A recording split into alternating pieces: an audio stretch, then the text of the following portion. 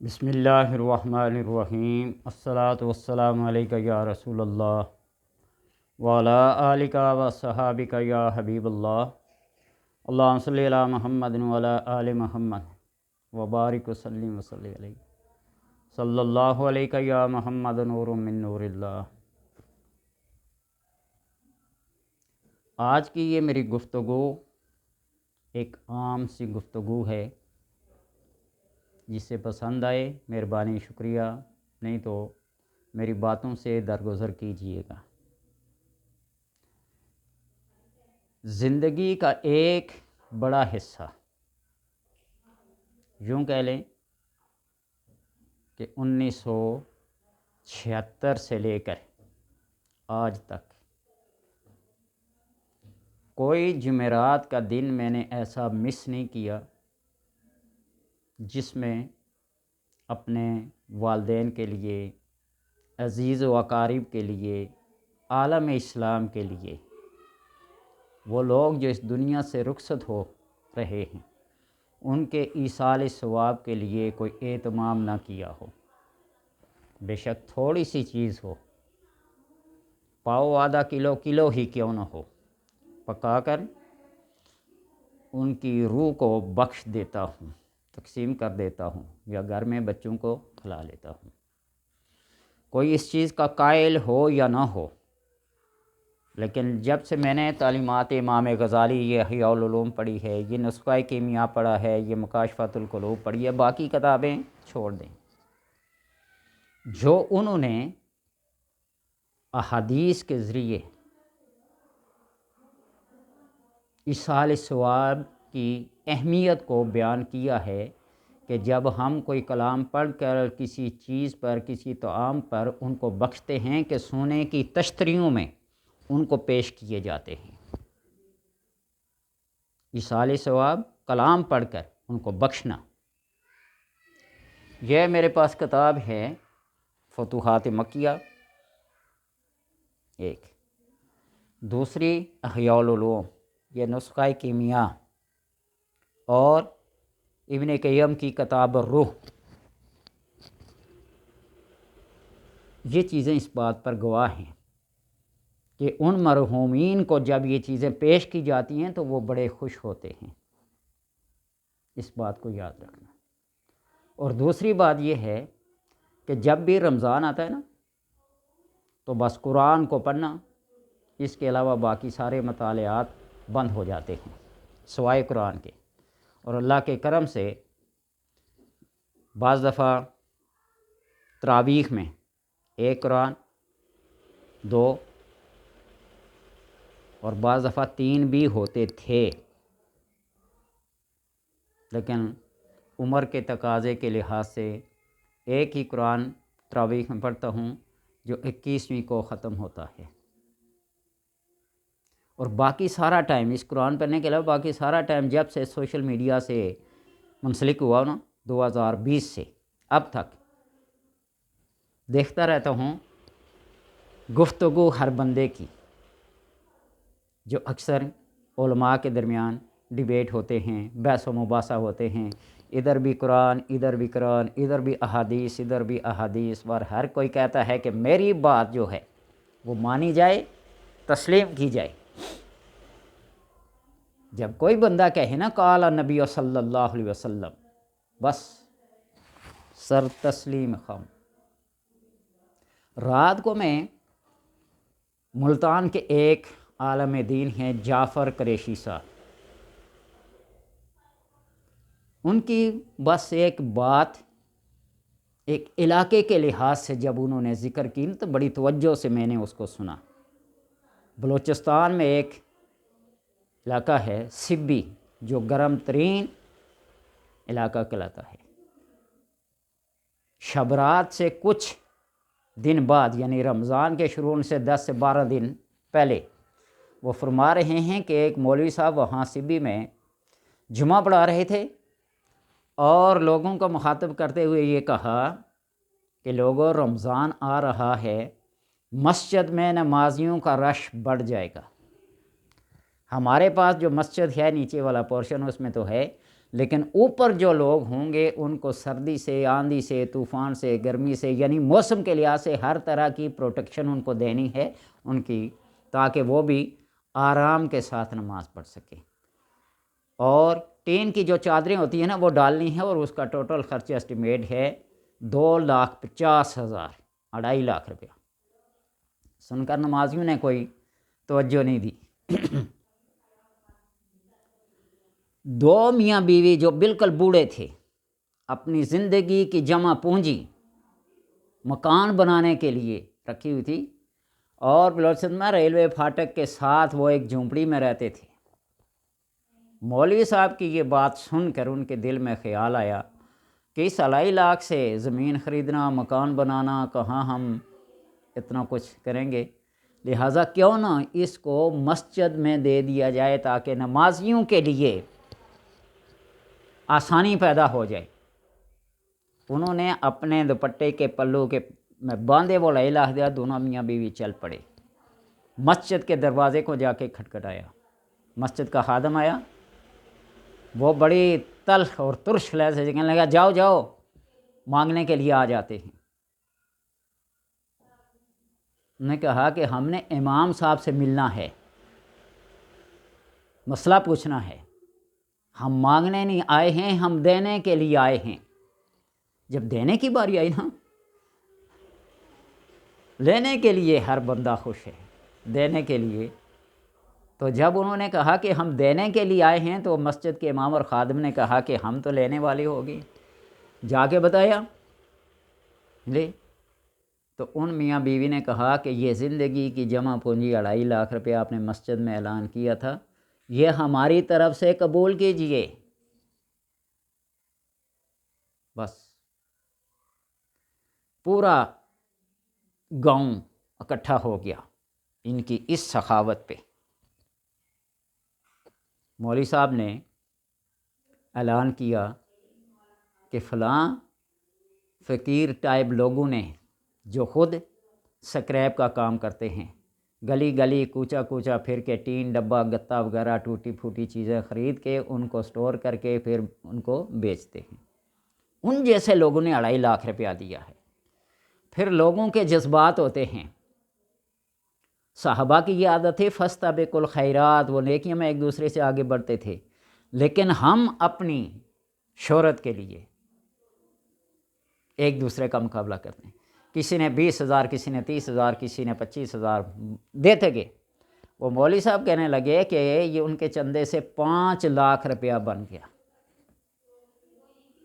اور مولوی صاحب نے جب 5 لاکھ روپیہ لیا نا تو پھر دوسرا اعلان یہ کیا کہ یہ جو انہوں نے 2.5 لاکھ روپیہ دیا ہے، ان کے پیسے سے ہم مسجد کا وہ چھت ڈالیں گے، وہ شیلٹر بنائیں گے، وہ چادریں ڈالیں گے، اور یہ جو 5 لاکھ روپیہ نمازیوں نے دیا ہے یہ ان کو دیں گے تاکہ یہ جا کے اس 5 لاکھ روپے سے اپنا گھر بنا لے۔ یہ کہتے ہو نا مولوی جعفر صاحب کی آنکھوں میں آنسو آگے مجمع کو رلا دیا۔ کہنے کا مطلب یہ ہے کہ جب رائے خدا میں ذوق کے ساتھ، شوق کے ساتھ رضائے الہی کو شامل کر کے، اللہ کی خوشنودی کو شامل کر کے دیا جائے تو پھر اللہ تبارک و تعالی اپنے اوپر کسی کا قرض اور کسی کا ادھار نہیں چڑھنے دیتا۔ مثل الذین ينفقون اموالهم فی سبیل اللہ کمثل حبۃ انبتت 7 سنابل فی کل سنبلۃ 100 حبۃ واللہ یضاعف لمن یشاء واللہ واسع علیم۔ مثال ایک دانے کی دی جس سے ایک سٹا نکلا اور ہر سٹے میں 100 دانہ ہو، 7 سنابل، تو 7 سٹے اور 7 بالیاں ہوں، 700 دانہ۔ اللہ فرماتا ہے یضاعف لمن یشاء، اس سے بھی زیادہ بڑھا چڑھا کے میں دیتا ہوں، واللہ واسع علیم۔ رمضان کے مہینے میں میری یہ عادت ہے، میں اپنی بات بتا رہا ہوں، شہرت کے لیے نہیں، نیک نامی کے لیے نہیں، ایک ترغیب کے لیے، رغبت دلانے کے لیے، ذوق اور شوق پیدا کرنے کے لیے کہ اللہ تبارک و تعالیٰ کے ساتھ ذرا تجارت کر کے دیکھو، سودے بازی کر کے دیکھو، اس کی راہ میں خرچ کر کے دیکھو، پھر پتہ چلتا ہے۔ تیسرے روزے میں حضرت فاطمہ الزہرا رضی اللہ تعالی عنہا کہ یوم وصال کے موقع پر میں اپنے حسب توفیق جو کچھ ہوتا ہے اس سال کے لیے ثواب کے لیے میں کر دیتا ہوں۔ پھر 10ویں روزے حضرت خدیجہ رضی اللہ تعالی عنہا جنہوں نے اپنی ساری دولت، اور آپ کو پتہ ملکۃ العرب طاہرہ سیدہ کے نام سے مشہور تھی، کتنی دولت تھی، کتنا مال تجارت تھا، وہ آپ صلی اللہ علیہ وسلم کو سامنے کھڑا کر کے ایک سونے کا ڈھیر لگا ہوتا آپ کے نام پہ وار دیتی، اسلام کے نام پہ قربان کر دیتی، اور جب کچھ نہ بچتا تو اپنے دوپٹے کے پلوں سے آپ صلی اللہ علیہ وسلم کے جوتے صاف کرتی۔ اتنی وفاشار بیوی کائنات میں نہیں ہے کوئی، پوری تاریخ اسلامی کیا پوری تاریخ عالم پڑھ کے دیکھ لیں، حضرت خدیجہ رضی اللہ تعالی عنہا کے مقابلے کی کوئی عورت نہیں ہے۔ افضلیت ایک علیحدہ بات ہے، کون افضل ہے کون مفضول ہے، لیکن جو وفا، جو سلیقہ شعاری، جو قربانی حضرت خدیجہ نے آپ صلی اللہ علیہ وسلم کے لیے دی، اسلام کے لیے دی، تاریخ میں کسی کا نام نہیں ہے۔ اور اس دفعہ جب میں نے جو کچھ اپنے پاس تھا افطاری کے لیے ان کے وصال کی نسبت سے،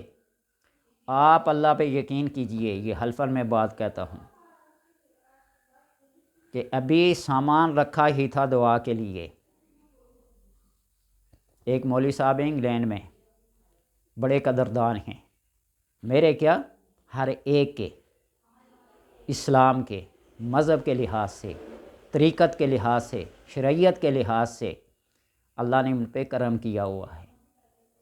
ان کا میسج آیا کہ میں آپ کے لیے کچھ ہدیہ بھیج رہا ہوں۔ میں حیران ہو گیا کہ یا اللہ تیرا کرم ہے، ابھی 17واں رمضان آئے گا، اس میں بھی یہ اہتمام کروں گا۔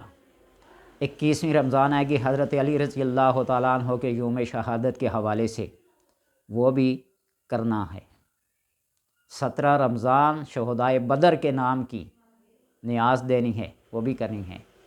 اور پھر 27ویں رمضان جو ہوتی ہے وہ جملہ اپنے والدین، عزیز و اقارب، نانیال دادیال کے سارے چھوٹے بڑے اور پورے عالم اسلام کے لیے افطاری کا اہتمام ہوتا ہے، بے شک گھر گھر میں تقسیم ہو یا گھر میں بلا کے۔ گھر میں لوگ آنے سے بعض اپنی معذوری کا اظہار بھی کرتے ہیں، لیکن ہر گھر میں اللہ کا اتنا کرم ہے، اتنا کرم ہے جس کو بیان کرنا میرے بس کی بات نہیں۔ یہ بات اما بنعمت ربک فحدث کے طور پر بیان کر رہا ہوں۔